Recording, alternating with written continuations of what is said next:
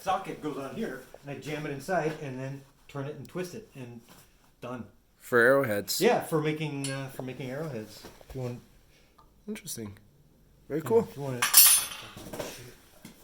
Yeah, watch yourself. The place is a mess. Oh well, You're gonna have it's to do it's a shop, man. Oh, What do there you? we go.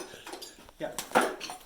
So the arrowhead, like hot, goes in here, and then I put that in there, and then you straighten it out. Okay. Pull it out, straighten it, pull it, and that way it's all nice and straight on the shank. Very cool. So I made these for.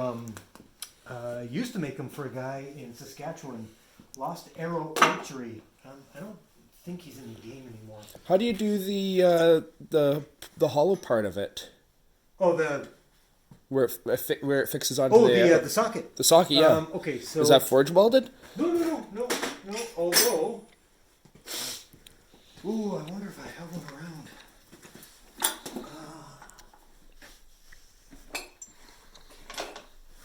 So, let me see if I can find. No, you know what? I think they're inside. I've got some what are called swallowtail arrowheads. And I those are see. forge welded. So, yeah, it's just folded. Yeah, okay. So what you do is I take 3/8 square, and you turn it on the diamond. So Okay. you cut it. I actually have a like a how-to that I put on Facebook one time. I can't even remember where the hell it is. I think it might be in the file section of Blacksmithing for Beginners. Maybe. I'm not sure. Fuck, I've got nothing. Anyway, so you put it on the diamond, right?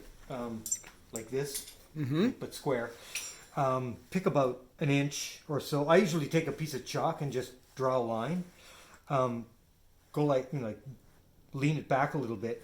Hammer it down until it's flat. Then I take a cross beam, okay, and then spread it out so that it's out. Put it on here and then fold it over. Then it goes onto my bicker, my little guy. Anyway, I got a shim for it. And then basically I turn it and I leave it loose like this. Okay. Like it's all crappy. And then then I use a pair of scrolling tongs or rat nose pliers, and stick that inside the socket and then finish the head.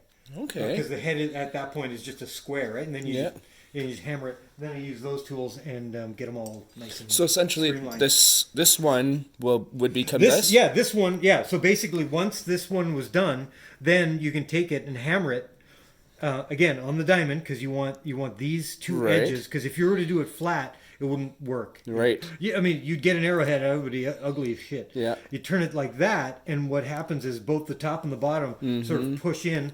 The 2 points on the sides sort of spread out, giving you that. Right. And then you can, usually what I do is I use this guy, and I use this guy, because it's got a convex head. Okay. And very carefully hammer it down so you get the same amount of pinch on both sides. Right. So. This looks like it's an old hammerhead.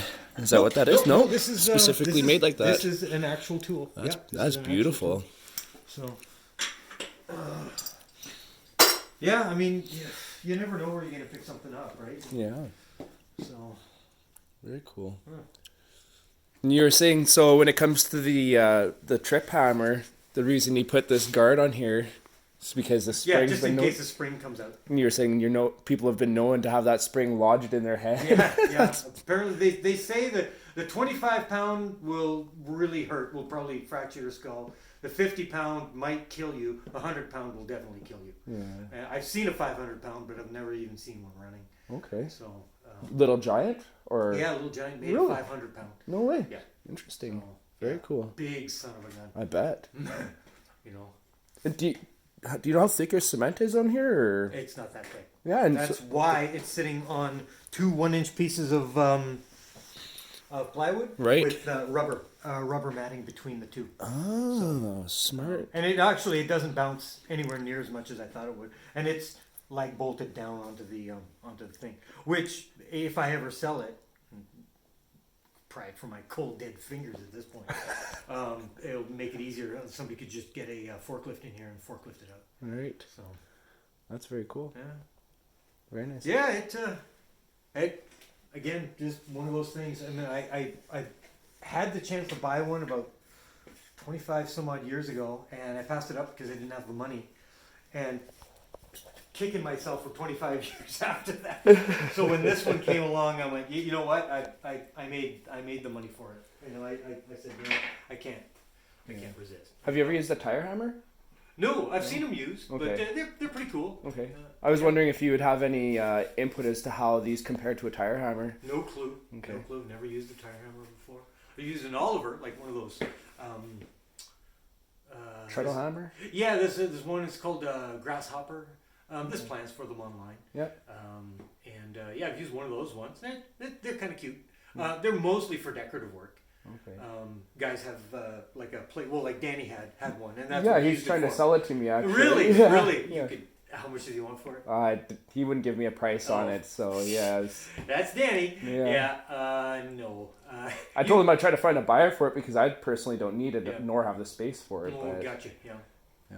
Yeah. Well, my shop's probably about the same size as this Yeah, actually. it's just it's a 2-car garage, and when I bought it, I noticed that there was a thing, and he had a wood stove here, the old owner, Oh, and he goes, slick. oh well, because I'm gonna have to take that out because the insurance company. I said, dude, what I'm gonna put in here is gonna get an insurance agent conniption fix, you know. Yeah. So, but I put up this, it's like concrete and fiberglass, Right. Yeah. you know, and yeah, it's fine.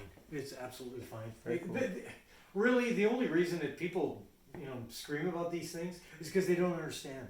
They just don't get it. Yep. You know? No, totally. I 100% understand that. You know, It's a battle and a half that a lot of us have been going through actually. So. and that's the thing is that you gotta. That's why I really like this place, because the house is detached.